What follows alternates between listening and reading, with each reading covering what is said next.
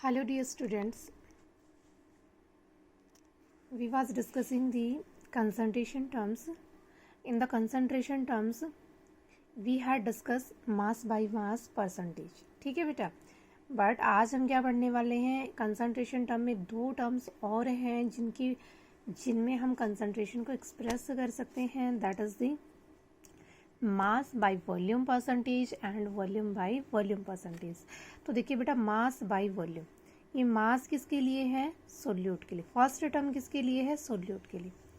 Second term is for solution. First term किसके लिए बेटा? सोल्यूट के लिए. सेकेंड टर्म किसके लिए है? सोल्यूशन के लिए. तो सोल्यूट का क्या हो गया? मास. और सोल्यूशन की क्या हो गई? वॉल्यूम. तो मास बाय वॉल्यूम परसेंटेज क्या हुआ? The amount of solute. Solute का मास है तो क्या हो गया? अमाउंट हो गया. The amount of solute present in given volume of solution. जो भी सॉल्यूशन हमें गिवन है उसमें सोल्यूट का कितना अमाउंट प्रेजेंट है, that is the mass by volume. Concentration, और जब हम क्या करेंगे, जब 100 से मल्टीप्लाई कर देंगे तो वो क्या हो जाएगी? तो देखिए, the amount of solute present in given volume of solution, उसे हम क्या कहेंगे? Mass by volume. अब देखिए, if 10 gram of NaCl is added to 90 ml of water. If 10 gram of NaCl is added to 90 ml of water, then what will be its concentration.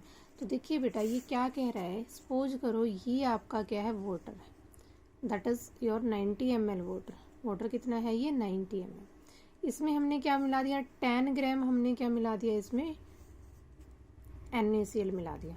तो water तो हमारा यहाँ क्या हुआ? सोलवेंट. और जो 10 ग्राम NaCl मिलाया है ये क्या हो गया? सोल्यूट. 10 ग्राम जो हमने NaCl मिलाया है वो हमारा क्या हो गया? सोल्यूट. तो अब देखिए बेटा, तो अगर हम बात करते हैं सोल्यूशन की, अगर हम किसकी बात करें? सोल्यूशन की बात करें, तो सोल्यूशन क्या होगा? Solute plus solvent. अब देखिए, 1 gram is equivalent to 1 ml. So the 10 gram is equivalent to 10 ml. जब 1 ग्राम 1 ml के इक्विवेलेंट है तो 10 ग्राम किसके इक्विवेलेंट होगा? 10 ml के.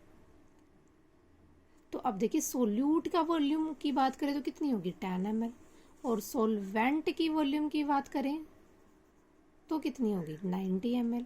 तो 90 plus 10, total volume of solution is 100. Volume of solution कितना हो गया? 100 हो गया. ठीक है. तो अब देखिए क्या था? मास बाय वॉल्यूम परसेंटेज. तो मास कितना है सोल्यूट का? 10.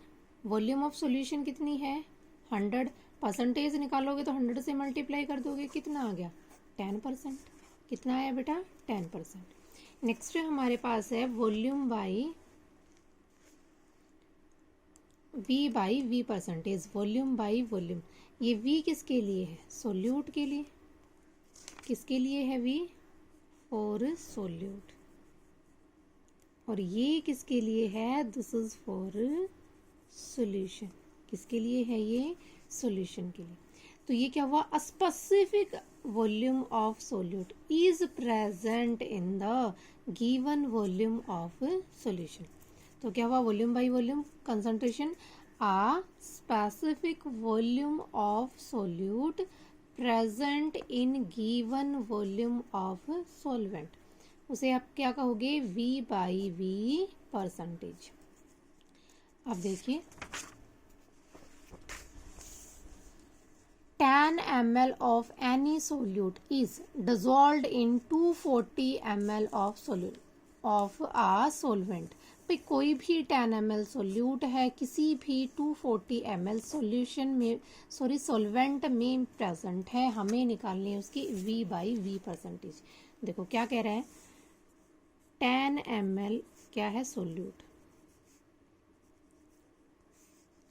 और 240 ml क्या है? सॉल्वेंट। अगर बात करते हैं हम सॉल्यूशन की वॉल्यूम का, किसकी बात करें, सॉल्यूशन का volume, 240 plus 10 it will be 250 ml। तो सॉल्यूशन का वॉल्यूम कितना हुआ 250 और सोल्यूट का हमारे पास कितना है 10। तो अब आप V बाई V परसेंटेज कैसे निकालोगे, volume of solute is 10, volume of solution is 250, percentage निकाल रहे हो तो मल्टीप्लाइड बाई 100,